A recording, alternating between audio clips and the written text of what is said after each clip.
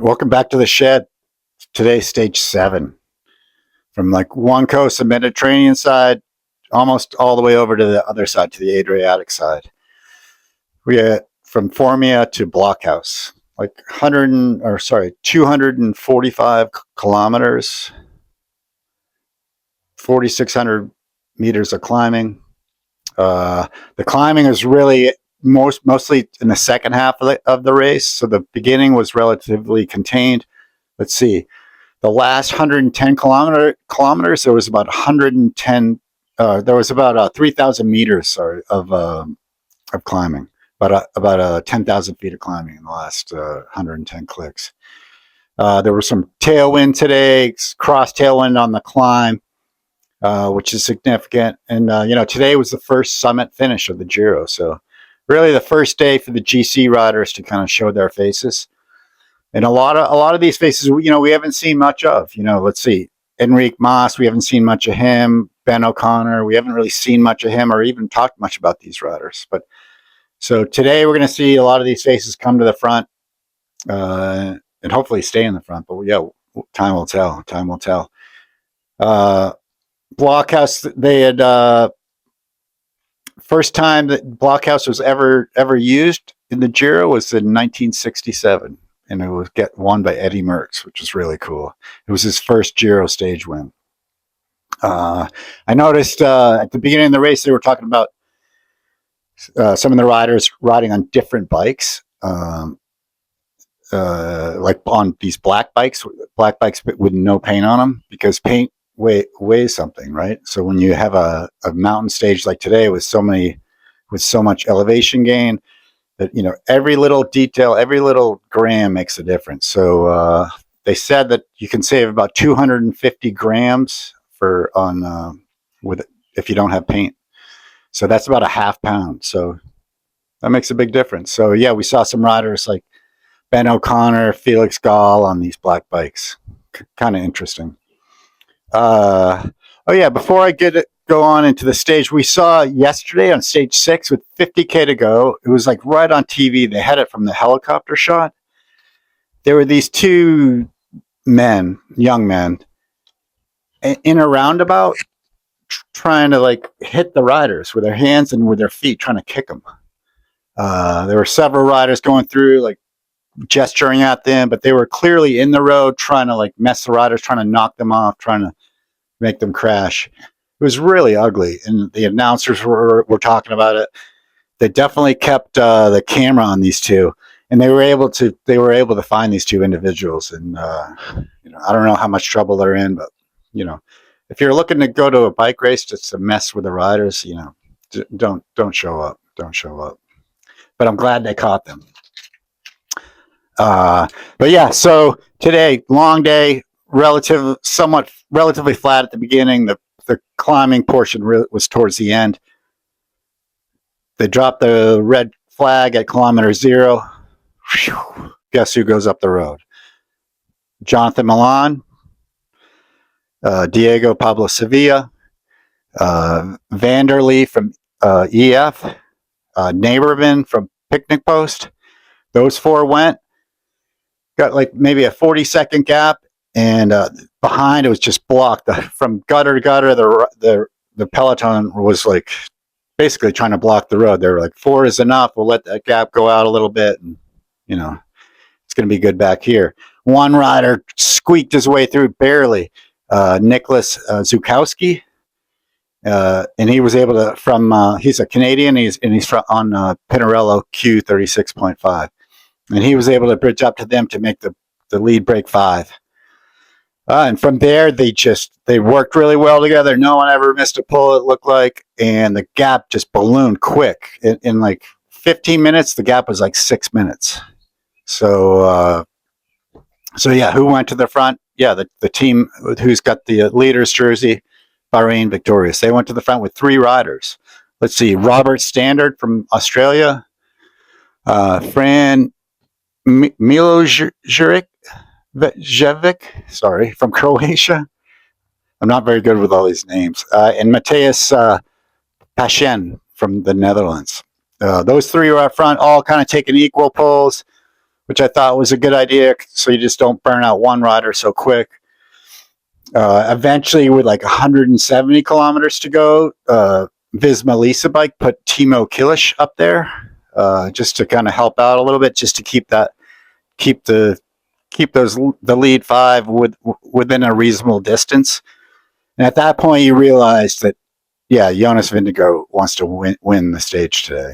We had heard the commentators talking about it. I guess some of the people at the start line had been saying that, some of the Visma people, but that was the first time we saw in the race that, yes, that's what they wanted to do. So, yeah, they were helping Bahrain kind of keep the gap in check, and they kept it in check. And it was really straight for a while. I mean, you could almost cut out the middle of the race because it was 3 chasing 5 basically. When Timo Kilish came up to the front, Bahrain kind of put a rider back. So it was always 3 in the peloton chasing, and 5 in the front.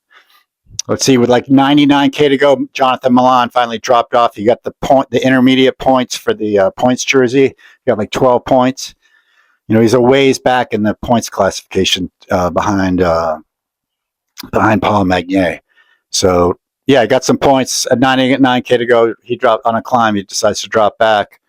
And the leading 4 just continue to just really work well together. 70K to go.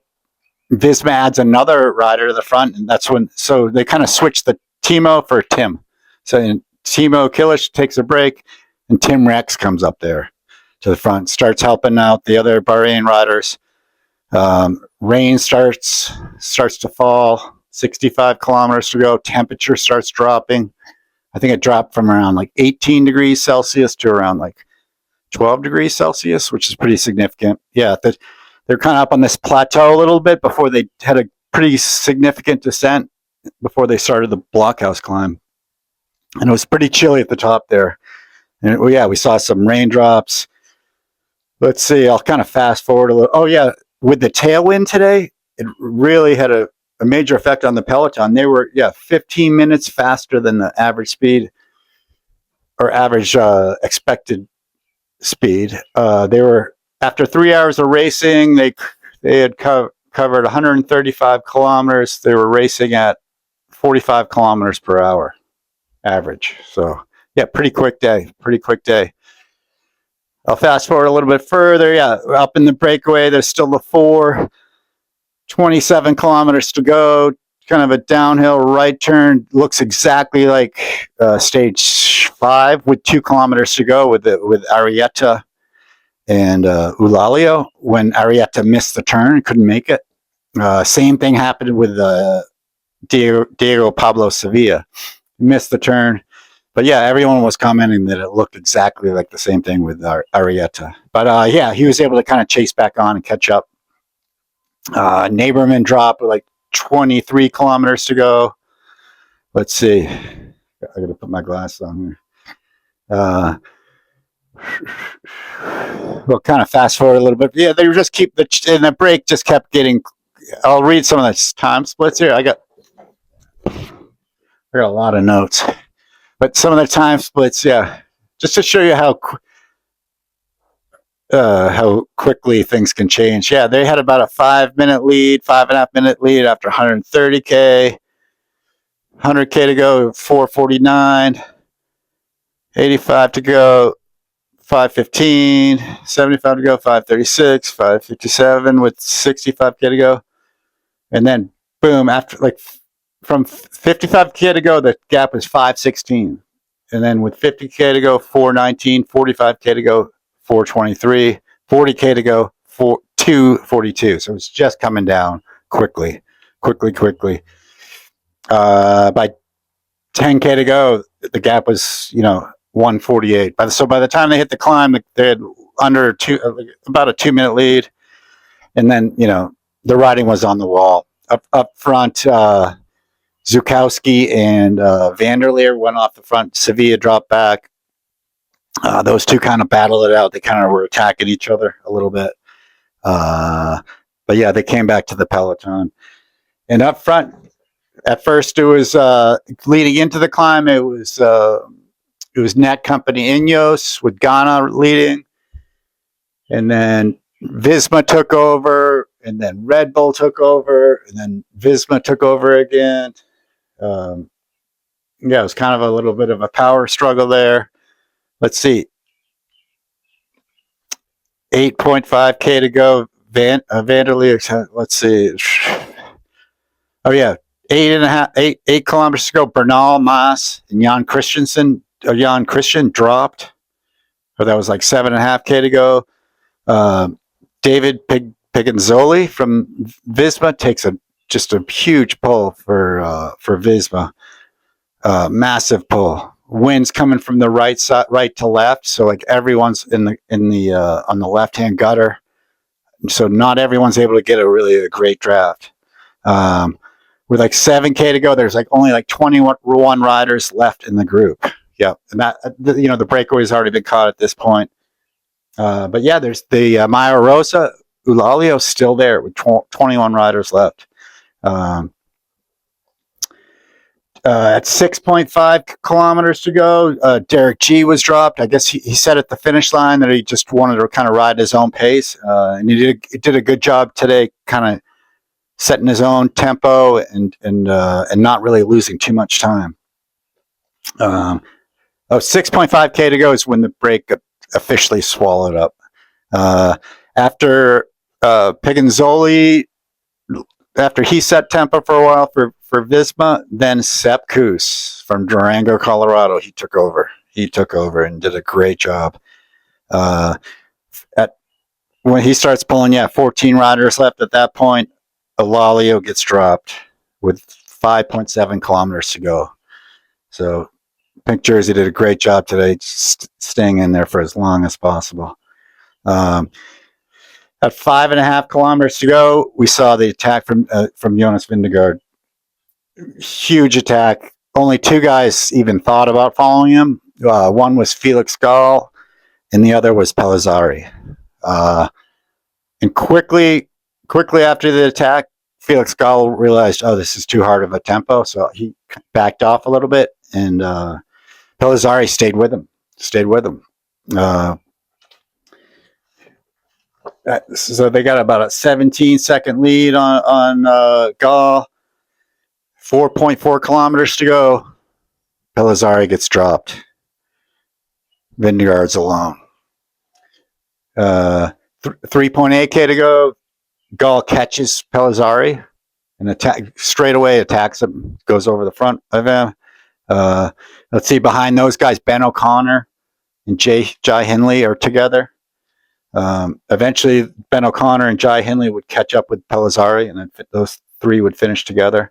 Felix Gall would go on to finish second, and Jonas Vingegaard would win. I think he beat Felix Gall by about 12 seconds, and the Jai Hindley, Ben O'Connor, and Pellizzari group, they were about a minute back, with Jai Hindley taking third. Pellizzari was fourth, and Ben O'Connor fifth. Let's see, back behind the pink jersey, Eulalio did a great job limiting his losses. I think he lost around 3 minutes today. Huge shout out to his teammate Caruso, who did a great job setting a tempo for him all the way to the finish line. Without Caruso, he might have lost another minute or so. So, it was a fun stage to watch. Yeah, we got 2 more hard days ahead of us before the rest day on Monday. And then a 40-kilometer time trial, maybe 41-kilometer time trial flat. That's on Tuesday. So 2 hard days in a row, the Saturday, Sunday, Monday rest day, Tuesday time trial. So we got some big days ahead of us, big GC days, where we're going to be talking about a lot of these GC riders. Crazy stage. Hopefully all the riders get some good rest tonight, and hopefully we have some good weather coming up. That'd be nice. I think that's about it. Thank you for watching.